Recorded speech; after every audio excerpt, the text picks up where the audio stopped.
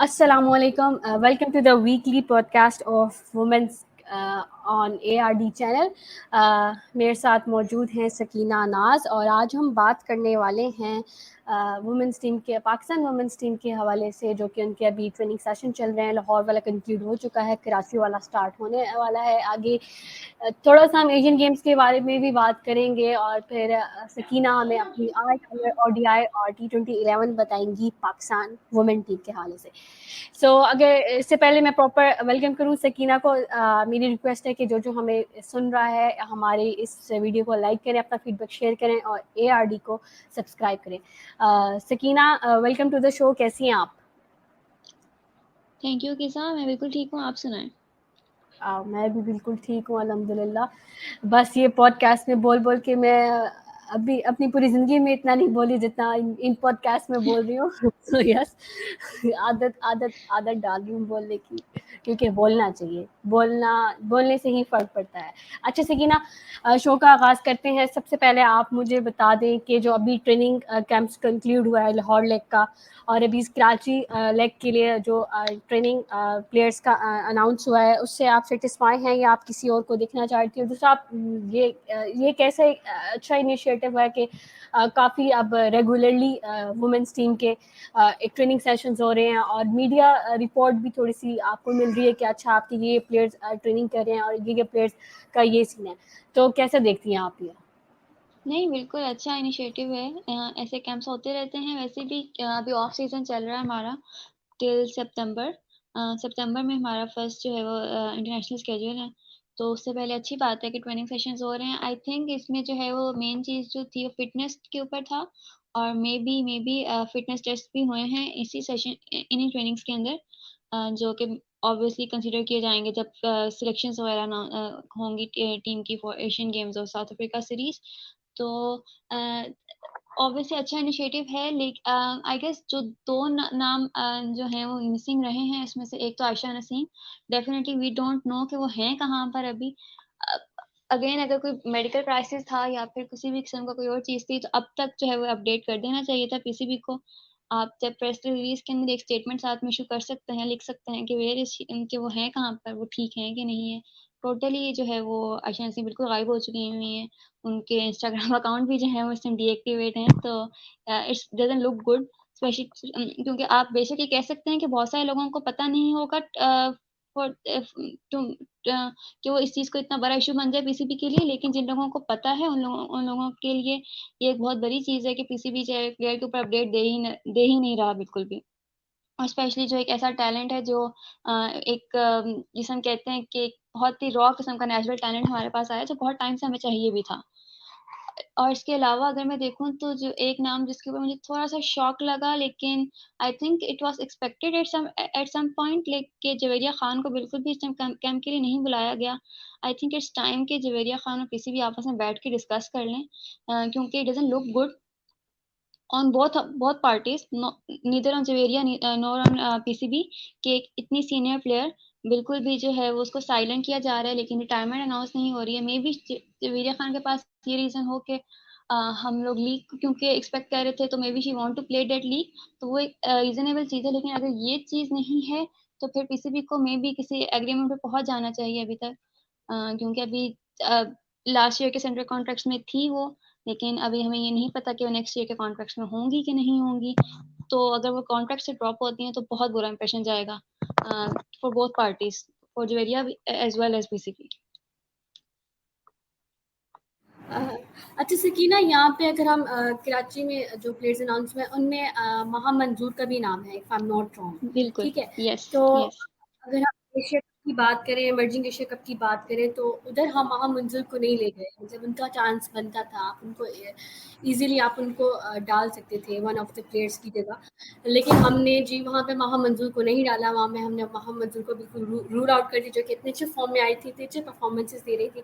और अब हम मंजूर के आए हैं। मुझे किसी भी की समझ नहीं आती, आपको आती है? आई थिंक उनकी समझ किसी को भी नहीं आती। मैंने ख्याल जो बैठे काम कर रहे हैं उनको भी पता नहीं है कि वो क्या कर रहे हैं। लेकिन जहाँ तक महम की बात है, आई थिंक एशिया कप के अंदर जो मैजिक एशिया कप था उसमें PCB was trying to be on a safe side. although it doesn't work out well for them, but I think कि जो aim था वो यही था कि थोड़ा सा safe side पे रहा जाए. um, Even not only PCB, Bangladesh as well try to do that. Nahida Akhtar जो कि I think उनका 10 to 12 years का करियर है इंटरनेशनल, वो उनके तरफ से खेल रही थी इमर्जिंग एशिया कप के अंदर.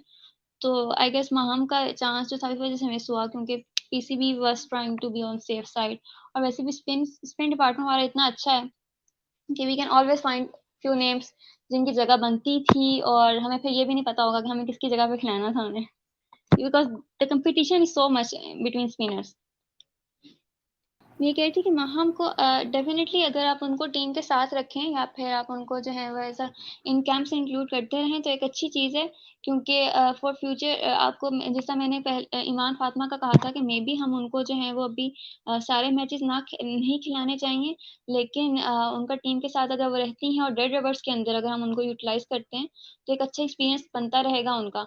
तो इसी तरीके से माहम और जो एक दो और नाम है अच्छे, उनके लिए ये चीज़ अच्छी है कि स्पेशली जब हम होम सीरीज की बात करते हैं तो उसमें आप एक बड़ा स्क्वाड अनाउंस कर सकते हो. आपको ट्रैवल नहीं करवाना है प्लेयर को, 15 की जगह 17 प्लेयर्स अनाउंस कर सकते हो. तो उस तरह की चीज़ों के अंदर जो है वह महम का नाम बिल्कुल होना चाहिए. But I am not sure I am seeing her, but I am not like seeing her in the playing 11 in near future. Spin department काफ़ी हैवी है ऑलरेडी. अच्छा करते हैं एशियन गेम्स के बारे में जो कि 9 साल बाद होने जा रही है और इसका स्क्वाड मोस्ट प्रोबेबली 15 तक अनाउंस हो जाएगा. तो और T20 फॉर्मेट में है, तो आप किन प्लेयर्स को देखना चाहेंगी स्क्वाड में? मतलब पर्सनली आपकी क्या प्रेफरेंस होगी? आपको क्या लगता है कि पाकिस्तान टीम को यंग स्क्वाड के साथ ही जाना चाहिए या थोड़े बहुत आप कह लें कि थोड़ी सी एक्सपीरियंस प्लेयर्स में डालना चाहिए? जिस टाइम इमर्जिंग एशिया कप की बात थी कि प्रॉपर एक यंग टीम, ऑलमोस्ट एक यंग टीम गई थी हमारी खेलने, तो आपका क्या इसमें पॉइंट ऑफ व्यू है? आई थिंक पहले तो ये है कि इंडिया इस दफ़ा खेलेगा एशियन गेम्स के अंदर. क्रिकेट टीम उनकी यूजुअली इंडिया की क्रिकेट टीम नहीं खेलती. जो हमारे लास्ट 2 गोल्ड्स हमारे थे उन दोनों के अंदर हमारी एक काइंड ऑफ खुशकिस्मती थी कि इंडिया जो था वो दोनों ही एशियन गेम्स के अंदर नहीं था. लेकिन इस दफ़ा एशियन गेम्स में इंडिया होगा. हम जो है वो डिफेंडिंग चैंपियन हैं वहाँ पर. और तो ऑब्वियसली एक आई मैं चाहती हूँ कि पीसीबी एक बहुत अच्छा और स्ट्रॉन्ग यूनिट बना लेके भेजे, क्योंकि it's going to be a tough for the gold. लेकिन हमें गोल्ड की ही उम्मीद रखनी चाहिए वहाँ पर, क्योंकि इंडिया को हम लोग हरा चुके हैं रिसेंट पास्ट. और इवन T20 के अंदर तो हमारे मोस्ट ऑफ द टाइम्स जो है बहुत मेल बाइटिंग किस्म के मैचेस होते हैं. तो आई थिंक उसमें ये रहेगा. और जहाँ तक ये बात है कि प्लेयर्स की, सो फर्स्ट ऑफ ऑल तो मैं अपना हमारा जो एक कैटेगरी का जो हमारा बॉलिंग डिपार्टमेंट है मैं वो चाहती हूँ वहाँ पर हो, कोई इंजरी ना हुई हो. लास्ट पूरा ईयर हमें कभी एक बॉलर की इंजरी होती थी, कभी दूसरा मेन बॉलर इंजर हो जाता था. फातिमा सना, डियाना बेग, तुबा, सादिया, सभी जो हैं वो हमारे मेन बॉलर जो हैं एक दफ़ा इंजर्ड हुए थे. तो अगर हम लोग इस दफ़ा अपने एक अच्छे बॉलिंग यूनिट के साथ जाते हैं जो मेन हमारा बॉलिंग यूनिट है, तो obviously we will have a chance, क्योंकि एशियन गेम्स एशिया में ही हो रही हैं तो स्पिन विकेट्स होंगी, तो वो हमारे लिए बेनिफिट रहता है हमेशा. इसके अलावा आई रियली वांट टू से कि आयशा नसीम को के लिए मैं एक्साइटेड होंगी, लेकिन Ayesha Naseem I am not seeing her in the Asian games, क्योंकि अगर वो आ रही होती तो अभी तक वो आ चुकी होती, अभी तक हमें कोई अपडेट मिल चुकी होती. क्योंकि अगर हमें 15 अभी इसी एक इन 1 और 2 वीक्स ही हमें बिल्कुल स्क्वाड क्लियरिटी मिल जाएगी स्क्वाड के ऊपर. तो लाहौर वाला कैंप कंप्लीट हो चुका है, कराची वाला चल रहा है, तो I don't see her coming back in the team without a fitness test और मीटिंग द स्टैंडर्ड्स. तो या यस, आयशा नसीम की जहाँ तक बात है तो उनके जो पूरे केस को देख के ना मुझे वो वाला गाना याद आ जाता है, कहाँ गई उसे ढूंढो. सच में मतलब कहाँ गई यार? मिलती नहीं है, पता ही नहीं है. सोशल मीडिया भी बंद है. मतलब एक वो कहते नहीं, पता नहीं कोई पता कोई बंदा कर ही नहीं सकता कि कहाँ गई. हाँ वैसे मेरा भी यही ख्वाहिश है कि आयशा नसीम ठीक हो जाए, बिकॉज जो उनके पास पावर हिटिंग स्किल्स हैं वो T20 क्रिकेट में जाहिर बात है आपको बहुत ही चाहिए होती है और हेल्पफुल रहती है. अच्छा, moving forward to the last segment Sakina, जिसके लिए मैं बहुत ही एक्साइटेड हूँ. मैं आपसे पूछना चाह रही थी आपकी ऑल टाइमर्स ओडीआई एंड टी20 प्लेइंग 11 पाकिस्तान वुमेन्स टीम के हवाले से। Since I am a big fan of your cricket knowledge when it comes to women's cricket, तो प्लीज आप हमें अपनी इल्मी रोशनी से आगाह करें, मुझे भी और मेरे व्यूअर्स को भी। Obviously, thank you so much, Kisa, for this opportunity. First of all, okay, so I tried to put some names together. लेकिन मैं ये चीज़ पहले क्लियर कर दूं कि इसमें जो मोस्ट ऑफ द जो कंसिडर किया गया है टीम को, वो 2010 के बाद के मैचेस के हिसाब से किया गया है। तो अगर मैं ओडीआई की प्लेइंग 11 बताती हूँ, तो सबसे पहले तो Sidra Ameen, Nahida Khan, Javeria Khan, Bismah Maroof, Nain Abidi. Nain Abidi is our first centurion. उन्होंने पाकिस्तान की हिस्ट्री में ओडीआई के अंदर पहली सेंचुरी उनकी तरफ से स्कोर यस की गई यस। थी।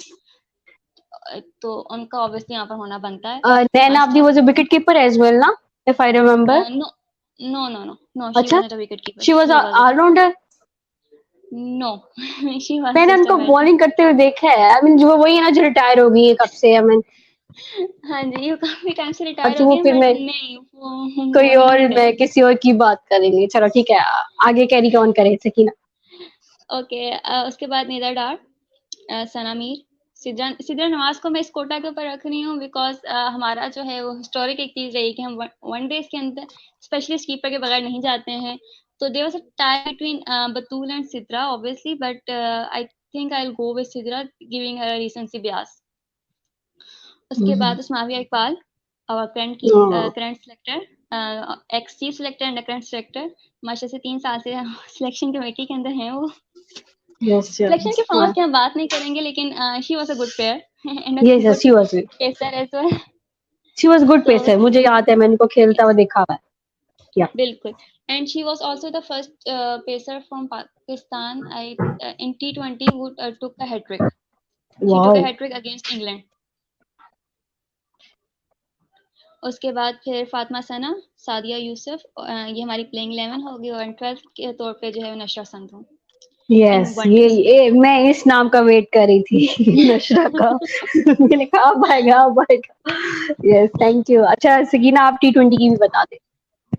Okay, for T20 Muneeba Ali, obviously Javeria Khan, Bismah Maroof, Nida Dar, Aliya Riyaz.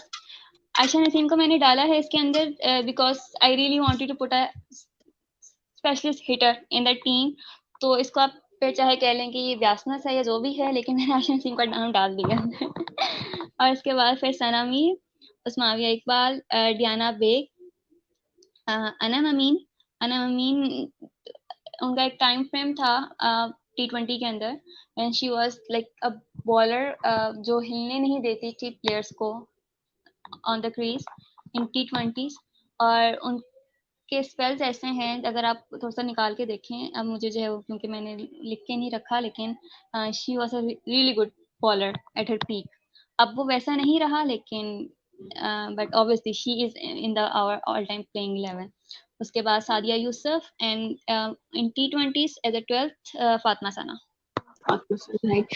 Yes, very well done. और हाँ अनम अमीन की जहाँ तक बात करें, मतलब वो मुझे याद है कि इन हर प्राइम, मतलब उसके अगेंस्ट इवन सिंगल लेना भी बहुत मुश्किल होता था जो इनकी बॉलिंग होती बिल्कुल, थी। आई स्टिल रिमेम्बर कि बहुत इकोनॉमिकल स्पेल उनका जाता था, और जब भी अनम अमीन आती थी ना कि मैं इतना वो सुकून और तसल्ली से बैठ जाती थी कि ना तो छक्का होने वाला है ना तो चौका होने वाला है, बस विकेट आने वाली है। इतनी इतनी उनकी अच्छी और एक्यूरेट लाइन लेंथ पे बॉलिंग होती थी। सो और वो थोड़ा अब दुख भी होता है कि उनकी अब वैसी बॉलिंग नहीं रही, जाहिर बात है काफी टाइम से वो खेल रही हैं। बट या I mean she was absolutely amazing at her prime. Thank you so much Sakina, अपने इनसाइट शेयर करने के लिए और वुमेन्स टीम के बारे में हमें बात करने के लिए, हमारी पॉडकास्ट ज्वाइन करने के लिए। That is all. और सकीना आप कुछ कहना चाहेंगी as ending note? Thank you so much Kisa. Ending note पे मैं एक चीज़, क्योंकि अभी मेरे बैठे बैठे माइंड में ये चीज़ आई कि 30th जून को जो है, 30th का होता है कि 31st का होता है, आई थिंक 30th ही होता है। उसको जो है वो सेंडर कॉन्ट्रैक्ट एक्सपायर हो चुके हुए हैं, और मेंस क्रिकेट की टीम के भी हो चुके हैं, वुमेन क्रिकेट टीम के भी हो चुके हैं, और नए कॉन्ट्रैक्ट्स अभी तक अनाउंस नहीं हुए हैं। उसकी रीज़न यही है क्योंकि पॉलिटिकल इंस्टेबिलिटी है पाकिस्तान के अंदर, और वही चीज़ जो है हमारे टीम के ऊपर भी रिफ्लेक्ट होती है। लेकिन आई थिंक ये बहुत एक गलत किस्म की एक रिवायत है जो कायम की जा रही है, और पहले भी इस तरह का हो चुका है कि जब आपके कॉन्ट्रैक्ट्स एक्सपायर हो चुके होते हैं, नए कॉन्ट्रैक्ट्स अनाउंस नहीं हो रहे होते। ये उन प्लेयर्स के लिए जो सीनियर्स हैं, जिनको पता है कि उनको कॉन्ट्रैक्ट मिलेगा ही मिलेगा, तो उनके लिए मे बी इतनी बड़ी बात नहीं होगी, उनको पता है उनको मिल जाएगा। लेकिन जो जूनियर्स हैं, जिन्होंने बहुत मेहनत की हुई है, जिनको एक फाइनेंशियल सिक्योरिटी चाहिए है, वो किस तरह बैठ के दिन और घंटे गिन रहे होंगे इस टाइम कि हमें कॉन्ट्रैक्ट्स कब पता चलेंगे, हमें कब पता चलेगा कि हम लोगों को मिल रहे हैं कि नहीं मिल रहे हैं। It's a big deal. और सिर्फ कॉन्ट्रैक्ट्स के हवाले से भी नहीं, किसी भी बहुत सारी जगहों पे बहुत इमेच्योर किस्म के काम करता है। जैसे 1 साल जो है वो हमारे अवार्ड्स हो जाते हैं, किसी भी की तरफ से 1 साल नहीं होते। अब एक प्लेयर अपना टारगेट रख के कर रहा है कि पिछले साल मैं इस प्लेयर को अवार्ड मिला था, मुझे इसको क्रॉस करना है, मुझे इससे अच्छा परफॉर्म करना है, मैंने इस साल ये वाला अवार्ड जीतना ही जीतना है। वो कर भी लेता है, परफॉर्म भी कर लिया, उस साल अवार्ड ही नहीं दिए किसी भी ने, और वो बच्चा क्या करेगा? सो आई थिंक ये क्योंकि मेरे माइंड में चीज़ थी तो मैंने बोल दी है। I wanted to rent it नहीं, आउट।